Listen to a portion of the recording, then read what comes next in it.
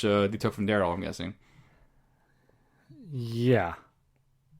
I don't know where they got that RPG. I'm pretty sure it's from when they got with Daryl. It's the only thing that they. What do you mean Daryl though? Like Daryl didn't have anything. Did Daryl take it when he left? No, we had the RPG when they first when they had that with that when the herd attacked Alexandria. Then they took it back when Negan came to get the weapons. So so that it was he addressed it. You know, I was like, oh, look at this thing. Oh, you're the ones who killed so and so and everything. Yeah. So I feel like it had to have been from that. Yeah. For All sure. Right, so Rick sends half the group back to the hilltop. Which made no sense because they needed help to put the cars back. They definitely did need help. But he sends half the group back, from my understanding, to tell Maggie that they aren't giving up. That was the mission. That's why Sasha had to go. That's why some of the others had to go back to the hilltop, say, hey, Maggie, we're not giving up. It made no sense. Yeah. I didn't understand that at all. And then Sasha slams down this dynamite in front of Rick. She drops if you notice it, right? that. Like, but she just, without any care, just kind of takes it and drops it from a few inches above, but more of a slamming motion. It's like you're being so careful with it. That's how you... That's when the people in the show need to just start paying more attention, because to them, they know dynamite's not dangerous in the show. It's just a stick of plastic. But I feel like the actors would snap, like, you know how hot it is out here right now. Yeah. So I feel like if they say anything about doing something better, it's like, no, I want to get the shot and get out of this heat. Yeah. Well, it's like all the times when any of the cast stab a walker in the head by stabbing it in the throat, or stabbing it in the face, and it doesn't. You know, it's not hitting the brain. Yeah. But they're just not doing retakes. It's just It's good enough, I guess. Rick and Michonne start some cars. They hotwire some cars, and then clothesline hundreds of walkers with this long metal pole. Probably one of the best kills we've seen on the show too. I think. Yeah, just fly through them, and then decide to stop. They're like, "Hey, this is working out real well. Let's stop now." Yeah, I don't know why they stopped there. Oh, I think it's because weren't they ahead? No, they weren't even ahead. They were. I don't know. Pretty good. Remind me of that ghost ship scene. That's what everybody was saying too. Like, you know, that was like ripped off a ghost ship. Yeah, and it's such a good scene. I would have liked some close-ups though, of like some of the zombies really getting ripped in half. Yeah, no, they didn't do any of that. And the funny part is that Greg Nicotero, apparently he said that this is in the movie, one of the movie pilot articles I was reading. He said that they were about to not do it. It was in the script. It was just supposed to end with Rosita just tossing the dynamite, one of the sticks of dynamite, and it was going to blow up the herd. But they decided to, like, we need this opportunity and do this. But, like, even though this whole thing doesn't make any sense at all. And it didn't seem like they discussed it at all. No, they didn't. We never heard any, like, this is the plan, we're going to clothesline all these guys. Yeah. It just kind of happened. Yeah. That's the bond between Michonne and Rick, I guess. They just, they don't need to. Yeah. So much for making it look like they weren't there. Yeah. Because they want to move the cars back, and it's like, well, they're going to know we took the dynamite. And it's like, yeah, but that's okay, as long as the cars are there. And now let's take out like a couple hundred walkers. Yeah, and he says, like, we're going to need them. So I'm guessing that's going to have a factor when they release walkers onto the sanctuary. I'm guessing that's probably part of the strategy. That's easily told, I think. But I still don't see how just, clotheslining a bunch of them was going to... It was cool. It was. And I think that's there to distract you from how it doesn't make any sense. Yeah, exactly. Or maybe it makes sense and it's beyond me. Yeah, it's kind of like a Nolan film. No, I'm kidding.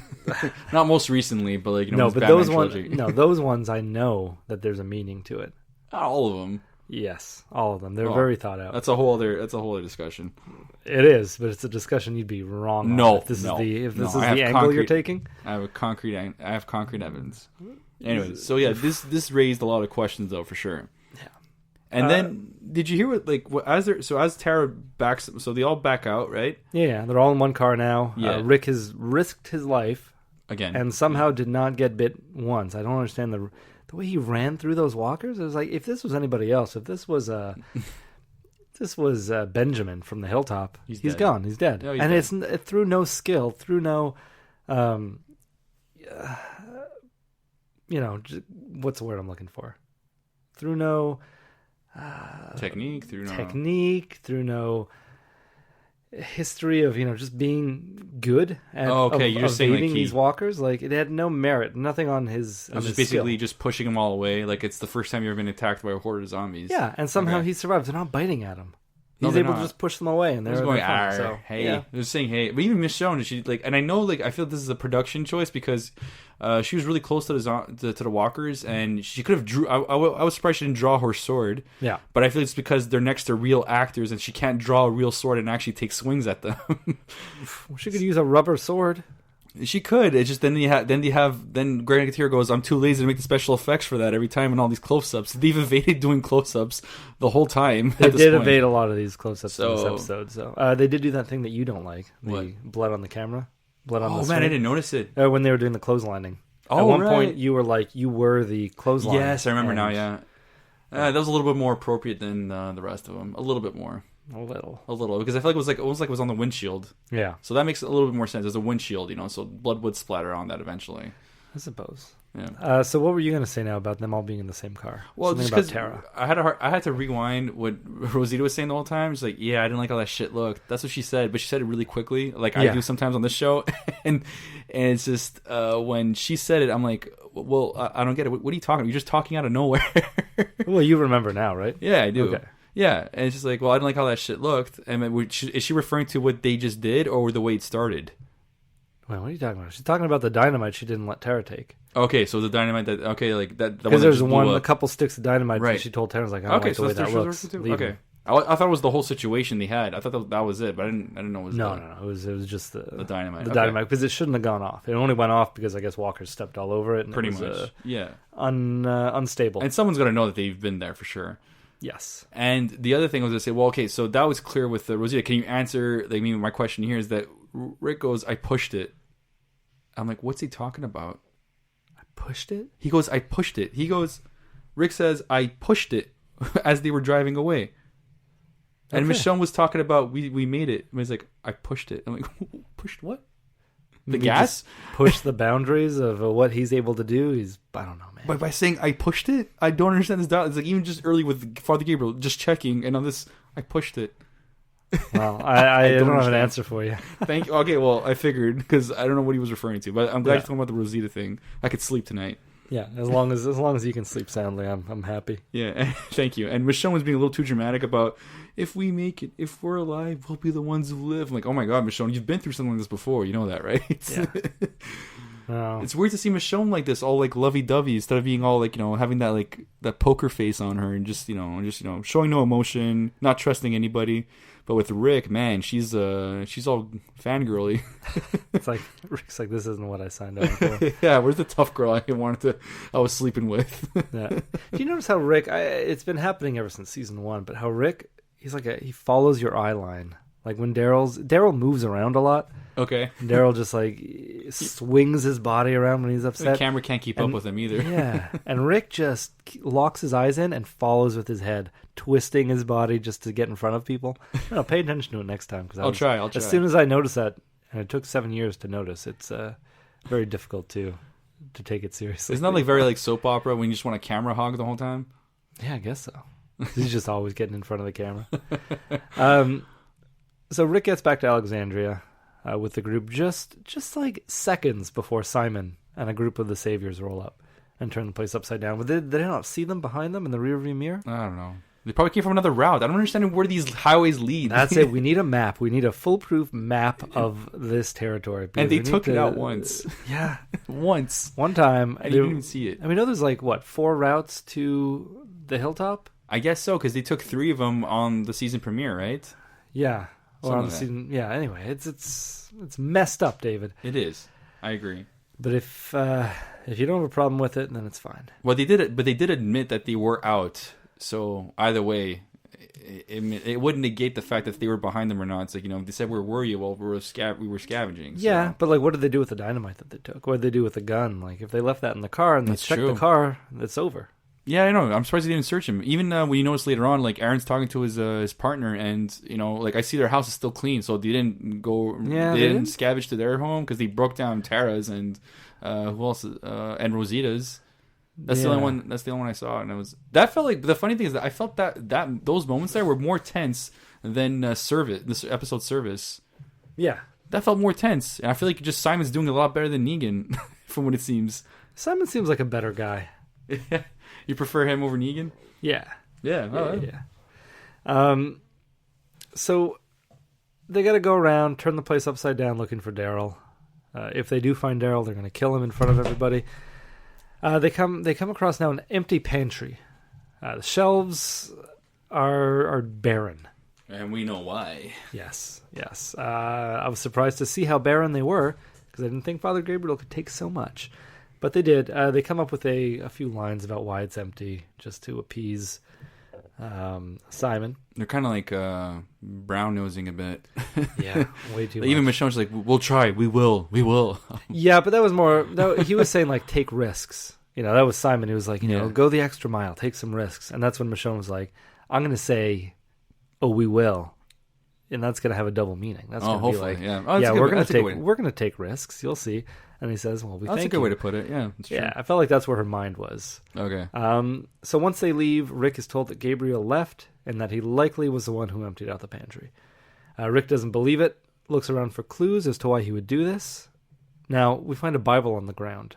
Before you go on further with Father Gabriel, while Simon was there, did you notice the way he was looking at Carl? Did you feel like he was like sort of jealous of Carl? Because when he first comes in, he taps Carl's hat just right before they start looking for Daryl, supposedly. And then afterwards, things won't end the same way as it did, with your son. He had this huge, convoluted thing about his hatchet, which didn't come out very well, I find. Well, hold on to your hatchet. You're going to need it. Yeah, you're going to need it, but he kept going on and on. I thought it was going to end there. You're going to need your hatchet. And then he kept going on. It's not going to end the same way as it is with your boy, just afterthought after afterthought after afterthought. Yeah. And he just kept going. And, I just felt like the way he was looking at Carl, it's almost like he was jealous of him. Well, I don't see how. He wants the hat? No, it's just, I think the way Negan didn't, either the way Negan didn't kill him or the way how Negan approached him, I guess, kind of showed a soft spot for him. And I think, Simon has something against that.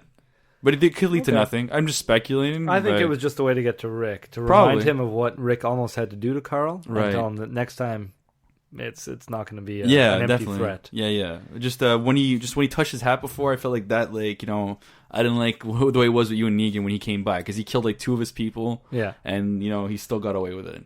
Yeah. So I think he's the only one who got away with killing them, while they're... Oh, I mean, Alexandra's getting away with a lot. Yeah. For what they've, they lost a few people. Quite a people. bit. No, quite a bit. They lost Glenn, Abraham... Spencer, Olivia, and Denise. Yes. Okay, and maybe one or two other nameless people. I did want to refer to something though. When they were saying this to Morgan, they were naming all the victims that happened while Morgan was gone, and then Sasha goes, "Oh, and they sent walkers to Hilltop." You're trying to top that off with that situation? Really, Sasha? Really? Just because you're at Hilltop? Yeah, I was busy too. Yeah, it's like we had a storyline. Something was happening. At our place. Not really in the same boat. Speaking of boat. Rick finds a note in the back of a blue workbook. It's the inventory. Yeah, okay, in the same one. In the back of that. But wouldn't you think it would be in the Bible? I mean, he leaves the Bible down. I thought it was going to have something to do with the passage it was left on. I thought he left more of a... Why didn't he leave more of an elaborate note? You didn't have time to you could just say, I'm being kidnapped at the boat. I'm at the boat. Be careful. I don't know, something... Yeah, I thought he left voluntarily, but if you're saying he got kidnapped, I thought maybe he has a plan. But why didn't he just leave more of an elaborate note? Yeah, just boat is weird. Yeah. So he has to know that these people, that Rick and Aaron had been to this boat.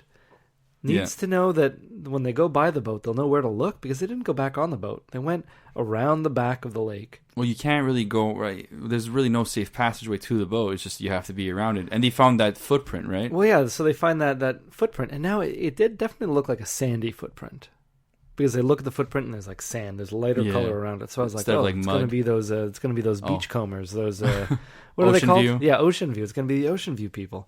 And it wasn't. It was a group that was very similar to the Ocean View people, because it was, I'd say, 95% women, all with heavily armed, dirty women. I noticed a lot of guys amongst them. Way more women. Maybe, it wasn't. Yeah. It's 100%. It was.